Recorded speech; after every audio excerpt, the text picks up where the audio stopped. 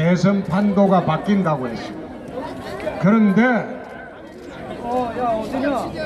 부산, 울산, 경남, 대구, 경북이 뭉치기 시작했습니다.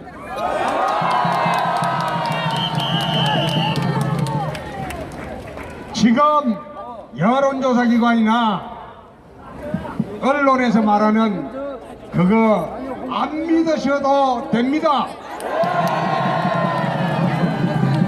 직접 제가 돌아다 보니까 영남만 그런 게 아니고 대전을 가도 그렇고 광주를 가도 그렇습니다.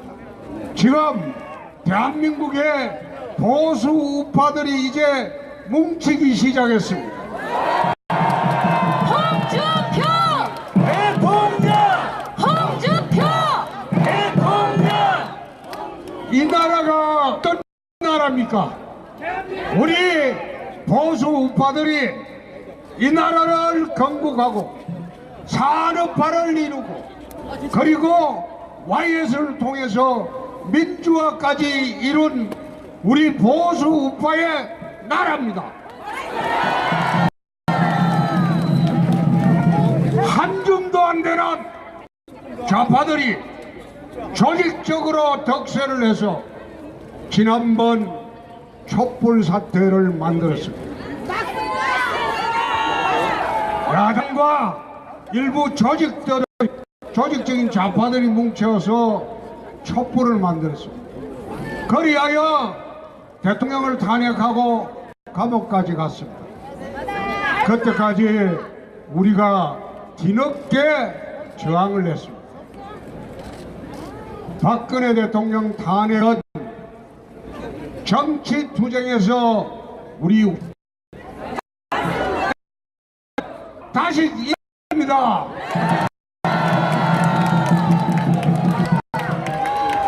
이 땅에 보수 우파들이 져서 이 나라를 지켜야 됩니다. 5월 9일은 단순한 대통령 선거가 아니라 이 나라 체제를 선택하는 전쟁입니다. 친북 좌파 정권을 선택할 것이냐, 보수 우파 정권을 선택할 것이냐. 그날은 우리나라가 앞으로 100년을 바라보면서 체제를 선택하는 바로 그날입니다. 홍준표! 대통령! 홍준표! 대통령! 자, 문재인 후보 한번 봅시다. 이번 친북 좌파이면 틀림없죠? 당선되면 제일 먼저 김정은이 만나러 가겠다. 북한 인권 거리한 김정일이한테 물어보고 하자. 대한민국의 주적은 말을 안 해요. 안 됐잖아요. 만약 북한이 주적이 아니라면 우리나라 60만 대군이 왜 필요합니까?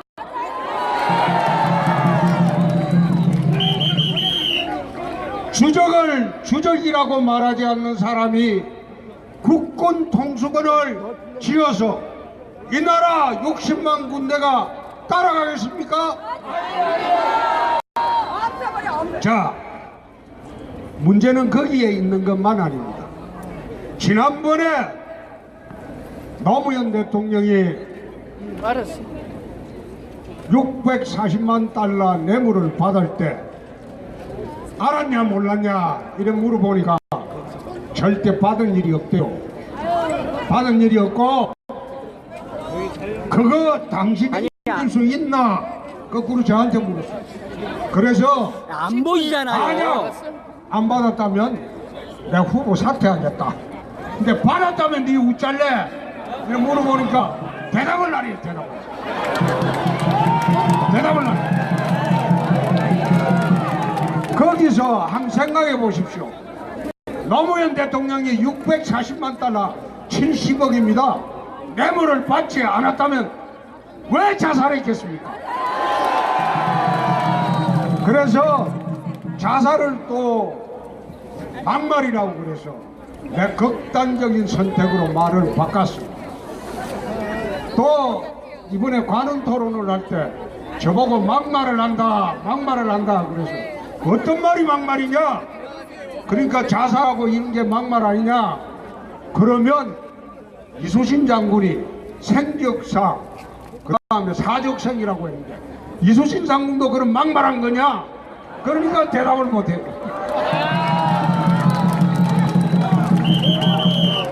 자, 문재인 후보가 노무현 대통령 뇌물 관련 거짓말을 했습니다. 두 번째 거짓말이 송민순 회고록입니다. 이 회고록을 자기가 할 때 인권, 북한 인권한 이거 하는데 북한에 물어보고 하자 말했나 안 했나, 그러니까 한 일이 없대요. 그런데 내가 하도 그 유승미하고 둘이 싸워 샀길래 그 청와대 회의록이 있을 것이다, 회의록 보면 간단하다, 이래 이야기하는 거 절대 한 일이 없대요. 그 당신 책임질 거냐고 또 그래 물어요. 그런데 회의록 한번 보면 간단하다 그런 이야기 하니까 안 했다고 했는데 어제 송민순 회고록에 청와대 서류가 나왔어요. 여기 또 거짓말을 했습니다. 그러면 두 번째 거짓말을 한 것이 됩니다. 세 번째, 2003년 여름에 노무현 대통령하고 그 다음에 당신이 둘이서 송영건 기무사령관을 불러가지고 저녁을 먹고 난 뒤에 국가보안법 폐지하는데 기무사령관이 앞장서라 이렇게 이야기했다는데 사실이냐? 절대 그런 일이 없다. 절대 그런 일. 그런데 송영건 기무사령관이 2012년 10월, 12월에 신동아에 보면 문재인 씨가 민정수석이 불러가지고 국가보안법 폐지를 할 때니까 당신이 앞장서라 그렇게 압력을 가했다는. 그래, 이게 사실이면 어떻게 할래? 이러니까 대답은 안 하고 당신이 그 책임져라 또 그래. 나는 세상에 대통령 하겠다는 사람이 뭔가 이야기만 하면 책임 묻겠다, 책임져라, 그냥 안 있겠다. 아, 대통령이 되기도 전에 이렇게 협박을 해요. 이 사람 대통령 되면요 전 국민을 협박할 사람입니다.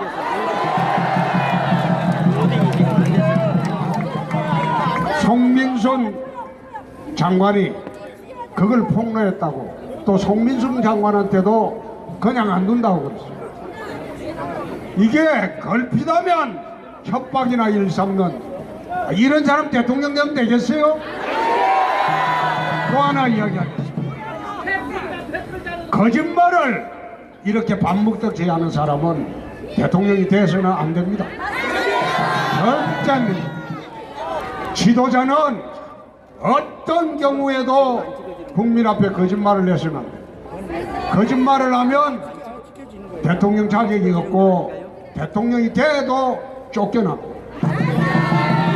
이렇게 돼야 찍어지는 거예요. 또 아니에요. 대북 지원 금액을 내 물어보니까 DJ 노무현 시절에 북한에 퍼준 돈이 70억 달러가 넘습니다.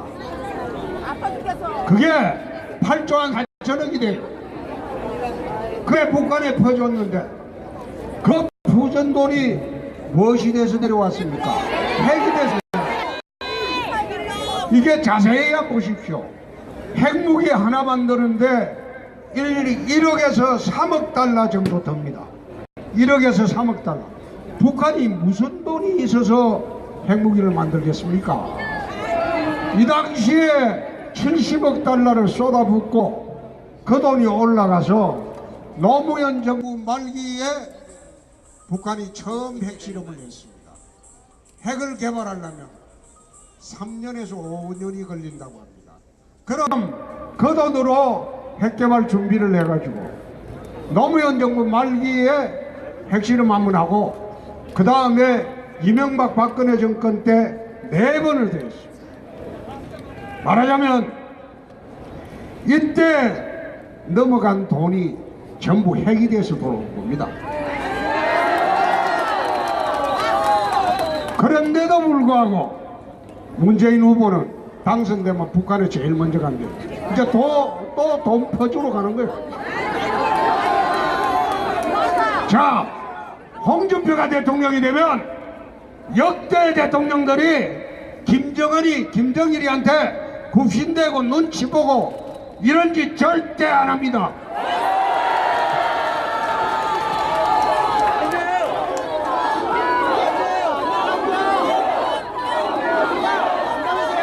홍준표는 지금 나와 있는 대통령 후보들 전부 한번 보십시오. 강단과 결기가 있는 사람, 배신과 배짱이 있는 사람, 홍준표가 최고입니다. 홍준표! 대통령! 홍준표! 대통령! 이 나라 대통령은 강단과 결기가 있어요. 5천만 국민의 생명과 재산을 책임지는 그런 사람입니다. 소신이 뚜렷하고 배짱이 있고 배심이 있고 누가 뭐라 해도 흔들리지 않고 꿋꿋이 국민을 위해서 갈 길만 가는 사람, 그런 사람이 대통령이 되어야 한다고 생각하는데 여러분 어떻습니까? 홍준표! 대통령! 홍준표! 대통령! 자, 이제 여러분, 자, 문재인이는 갔죠? 송민소의 해고록 때문에 갔죠? 또 거짓말 많이 해서 갔죠? 그러면 두 번째 내 안철수 후보 좀 이야기합니다. 내가 이분은 딱 보니까 그 선거 포스터 사진을 보십시오. 저 합성 사진입니다. 나 KBS 토론회 때 한 물어봤어요. 왜 사진을, 내가 정치 22년을 했는데 선거 포스터에 합성 사진 쓰는 사람은 처음 봤다. 왜 합성 사진을 썼냐? 이러니까 이분 대답하는 게 걸작이에요. 디자이너가 한 거라서 자기는 잘 모른대. 그래서 내가 한번 물어보려고 그래요. 머리는 안철수가 맞는데 몸통은 박지원이냐?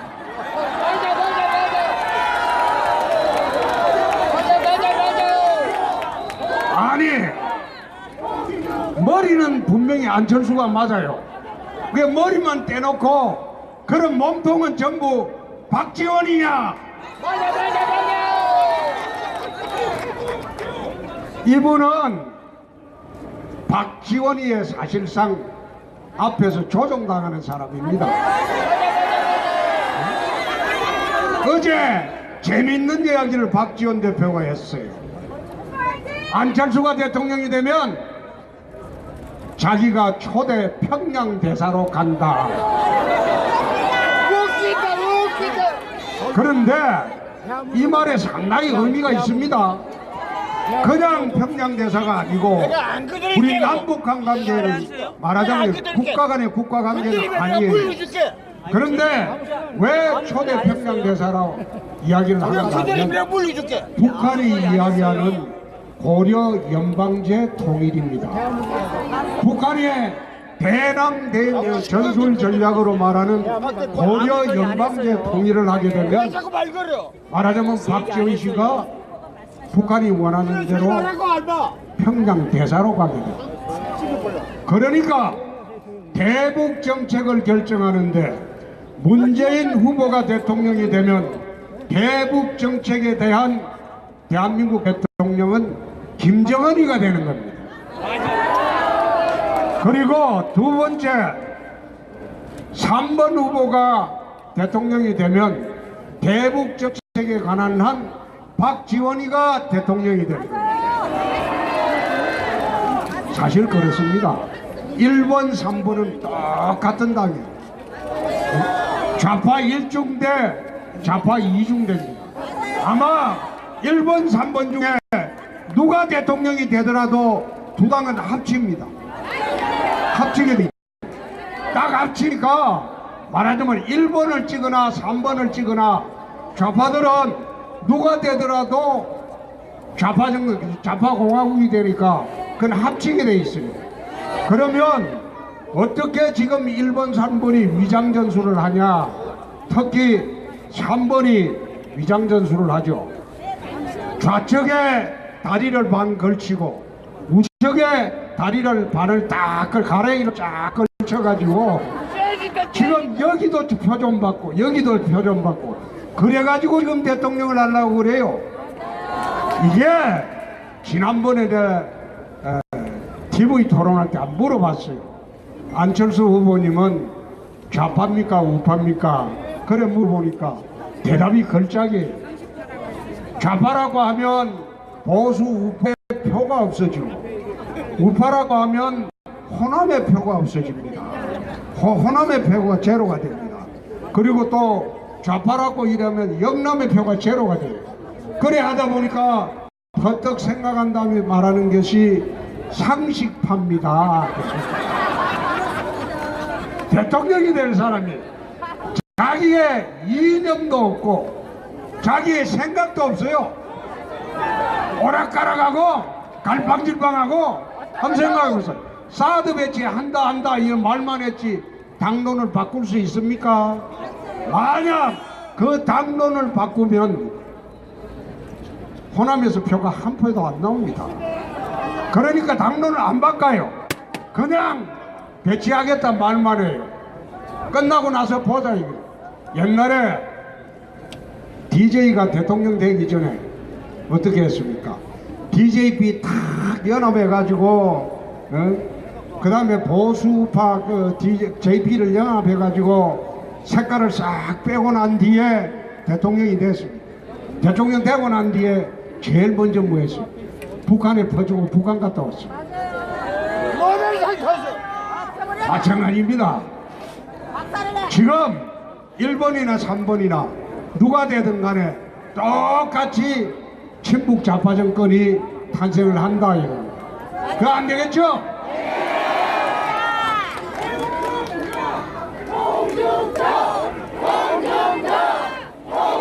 자, 홍준표가 대통령이 되면 어떤 나라 만드는지 내가 이야기 좀 하겠습니다. 첫째, 이 땅에 종북 좌파들을 색출해서 척결하겠습니다.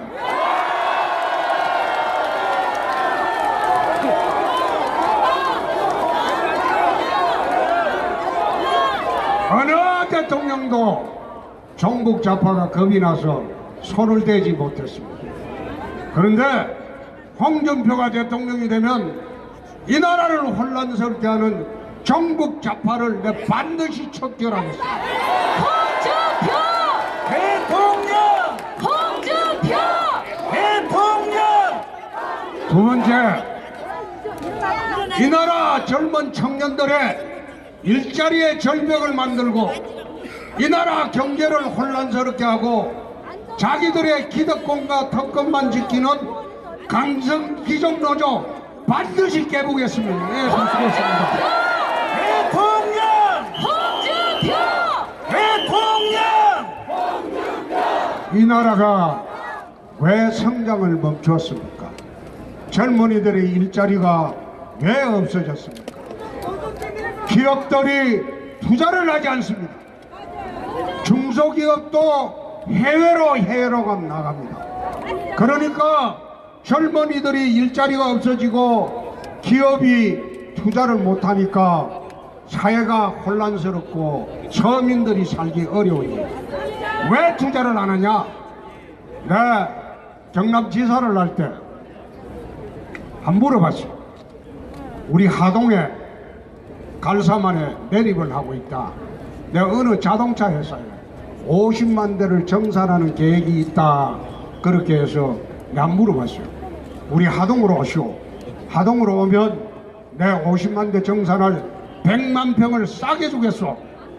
그래 협상을 했는데 2, 3일 뒤에 답이 왔는데 우리는 노조 때문에 정산을 국내에서는 안 하기로 했다.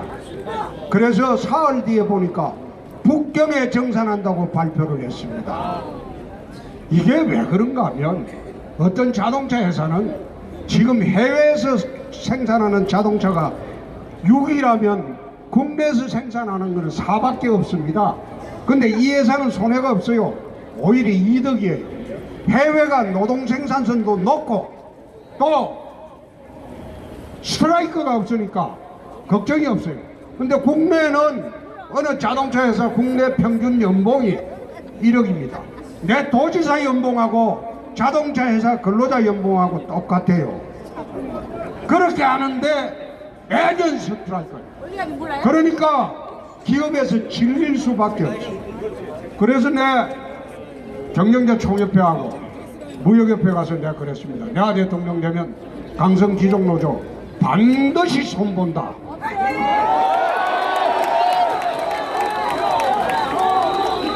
강성 기종노조를 부수고 이 나라에 3%도 안 됩니다. 근로자의 3%도 안 되는 그 강성 기종노조가 대한민국 경제를 망치고 우리 젊은이들의 일자리를 전부 다 없애고 있습니다. 이렇게 해서 나라 안 되죠. 그래서 어느 대통령이 들어와도 노조가 겁이 나서 손을 못 댑니다.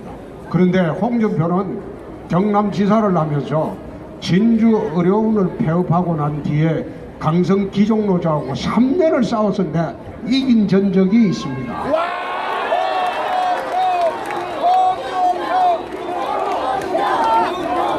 네, 진주 의료원 폐업 사건 때 얼마나 힘이 들었는지 아침에 출근할 때마다 정문 앞에 노조들이 와서 지사 물러가라 퇴진하라 그것만 한 게 아니고 도청을 3,000명이 포위하고 에워싸가지고 겁을 주고 내가 그래도 눈도 깜짝 안 했습니다.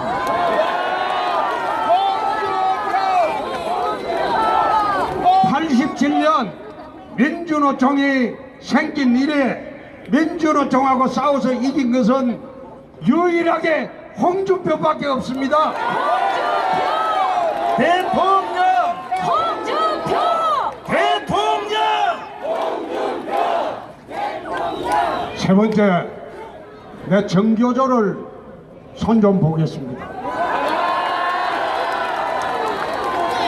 이 땅에 자라나는 청소년들을 전부 좌파 이념에 물들게 하고 그 사람들이 다 커가지고 사회 전체가 종북 세력들이 다 생긴 겁니다. 그래서 정교조를 이대로 두고는 대한민국 젊은이들이 다 좌파 이념에 멍들게 됩니다. 그래서 홍준표! 홍준표! 제가 대한민국 적폐 세력 3대 세력을 이야기했습니다. 첫째가 종북 좌파, 두 번째가 강성기종노조, 세 번째가 정교조입니다. 이 세 적폐 세력을 청산하지 않고는 우리 대한민국 젊은이들의 미래도 없고 또 대한민국의 미래도 없습니다. 또 이걸 모든 대통령마다 올라오면 사회통합 이래가지고 가능하면 눈치 보고 달래려고 하고 그래 해본 게 지금 몇 년입니까? 20년입니다. 이제는 더 이상 이 세력들을 방치하고는 나라가 발전할 수 없습니다.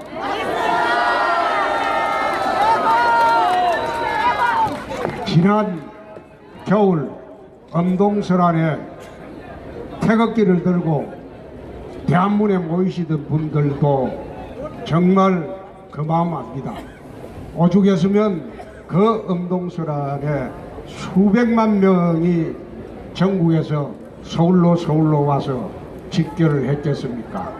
사실 문제는 그 우리 태극기 부대보다 먼저 시작한 촛불 부대, 촛불 좌파들이 더 먼저 시작을 하는 바람에 우리가 어떻게 보면 정치투쟁에서는 졌습니다. 정치투쟁에서는 졌지만은 이제 5월 9일 날 이 나라를 구하는 대통령 선거에서는 홍준표가 꼭 이겨야지 이 나라가 살아납니다. 대통령! 홍준표! 대통령! 홍준표를 찍어야지 자유 대한민국을 지킬 수 있습니다. 이제 우리가 탄핵 대선에서 안보 대선으로 프레임이 확 바뀌었습니다. 만약 탄핵 대선이었다면 우리 당이 어렵겠죠. 그런데 정말로 북미 간의 초긴장 상태로 가면서 이제 대선의 양상은 안보 대선으로 바뀌었습니다. 대한민국 국민들이 좌파 빼고는 위기의식을 느끼고 있습니다. 제가 충청도를 가도 그렇고 경상도를 가도 그렇고 경기도를 가도 그렇습니다. 시장통에 들어가 보면 시장에 장사하시는 분들이 뛰어나와가지고 나라가 어떻게 되려고 하나 꼭 좀 이기라. 그래서 내가 혹시 사장님 여론조사 전화 받아봤습니까? 우리가 먹고 살기 바쁜데 그거 뭐 받을 여가 어딨노? 그래가 세상에 그래가지고 내가 어느 여론조사 기관에 그걸 한번 봤어요. 로데이터라고. 그걸 보니까 27만 통 전화해서 1997명 받았다고 합니다. 4.1% 받았다고 하는데 거기에서 광적인 지지계층을 상대로 여론조사 해가지고 그것이 96%의 국민들 의사와는 무관하게 여론이라고 발표를 합니다. 그런데 빅데이터 상이라고 미국 대통령 선거 때 사용한 기법이 있는데 그 기법에 사용한 것을 보면 홍준표하고 안철수하고 문재인이가 박빙으로 붙어 있습니다.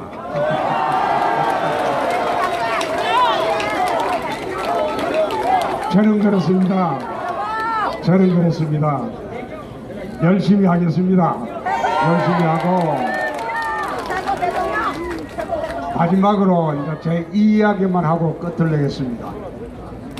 저는 저희 아버님이 무학입니다. 학교를 가본 일이 없어요. 저희 어머님은 문맹입니다. 까막눈. 39, 41살 되던 애 아들 하나 보겠다고 낳은 게 접니다. 옛날에 39에 아들 하나 봤다 그러면 얼마나 귀하게 컸겠습니까? 근데 우리 집이 너무나 가난해가지고 먹을 게 없었어요. 그래가지고 내 초등학교를 5번 옮겼습니다. 6년 다니면서 먹고 살 길을 찾아서 저희 집은 이제 아버님은 막노동을 했고 그래 살았는데 마지막으로 이사간 곳이 울산입니다. 울산에 가가지고 저희 아버님은 울산 현대조선소에 야간에 경비를 했습니다. 일당 800원 받았습니다. 그 당시에. 그리고 저희 어머님은 뭐 집에서 밥을 짓고 계시고 저희 누나 여동생은 또 이제 공장에 다녔고 저는 중고등학교 대학교를 고학으로 다녔습니다. 공부라도 해야지 내가 살 길이 열린다. 그래서 열심히 살았습니다. 열심히 살아가지고 우리 아버님은 대학교 2학년 때 돌아가셨고 어머님은 96년도 돌아가셨습니다. 저는 제 인생에 살면서 멘토를 세종대왕이나 이수신 장군, 김구 선생도 아닙니다. 내 엄마입니다. 그걸 모르고 그렇게 자식을 위해서 헌신하고 착하게 살면서 남 욕 안 하고 피해를 봐도 참고 욕을 얻어먹어도 참고 무지렁이처럼 우리 부모가 살았어도 착하게 살았어요. 이 이야기를 냈습니다. 현대중공업에 일당 800원 받던 경비원 아들도 또 까막눈에 엄마를 둔 그런 무식쟁이 어머니 아들도 대통령이 될 수 있는 게 민주주의다.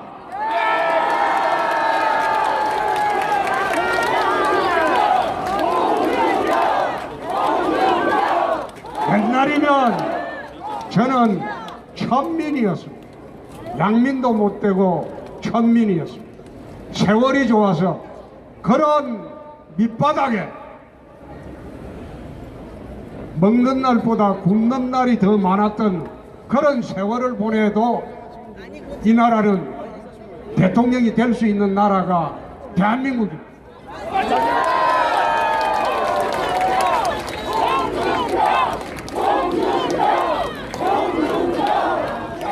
이제 대한민국의 힘으로, 대한민국 국민의 힘으로 경비원 아들이 대통령이 되면 이 나라 70%에 달하는 우리 서민들의 생활은 청와대가, 홍준표가 책임지고 돌보도록 하겠습니다.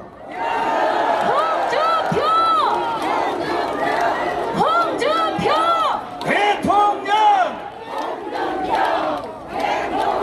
제가 서민 대통령을 하겠다는 이유가 바로 거기에 있습니다. 어릴 때부터 평생을 살면서 서민들의 예화를 직접 보고 경험하고 또 당하고 느끼며 살았기 때문에 우리 서민들이 무엇을 원하는지, 어떻게 해주는 게 나라가 해주는 게 옳은 것인지 아마 홍준표가 나온 후보 중에서 제일 잘 알 겁니다.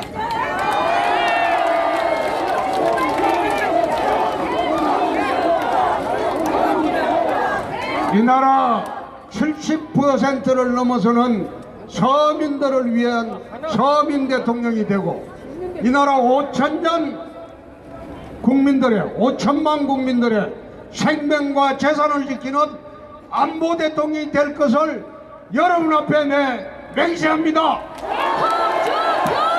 대통령! 홍준표! 대통령! 자, 우리 예국 시민 여러분, 하나만 딱 하고 이제 합창하고 내려가십시다. 문재인이가 대통령이 되면 대북 정책에 관한 한국 대통령은 누굽니까? 네, 김정은입니다. 그래서 인터넷 보면 1번 김정은, 2번 홍준표, 3번 박지원 이래 되어 있습니다. 자, 안철수가 대통령이 되면 대북 정책에 관한 이 나라 대통령은 누굽니까? 박지원입니다.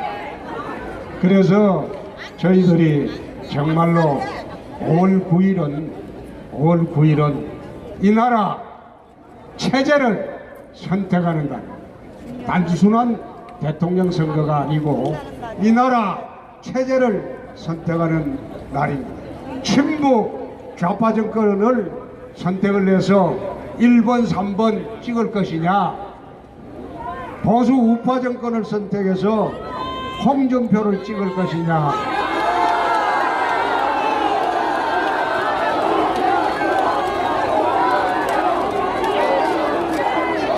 정말 고맙습니다. 이제 전화 여론조사 오거든 좀 받으세요. 받아.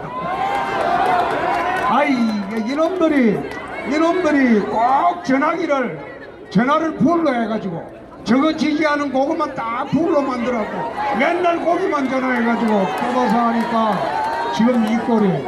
그러니까 오늘 제 이야기 듣고 수긍이 되거든 돌아가셔가지고 이웃집 그리고 앞집 옆집 그리고 아들이 있으면 어떻게 보면 제가 젊은이들의 롤 모델입니다. 아니 부모님 잘 모시고 열심히 살고 열심히 공부하고 남의 해코지 안 하고 열심히 살아서 이까지 왔으면 홍준표가 젊은이들의 롤 모델 아닙니까? 그런데 이 친구들이 딴 데 가 있어. 딴 데. 여러분들이 잘 좀 설득해 주시기 바랍니다. 저는 여러분들만 믿고 오늘부터 이제 5월 9일까지 4월 5월 8일 밤 12시까지 국민들 만나러 다니겠습니다. 감사합니다. 감사합니다. 노무현 대통령 홍준표 후보에게 다시 한번 뜨거운 박수 부탁드립니다. 자, 우리 홍준표 후보께서 시민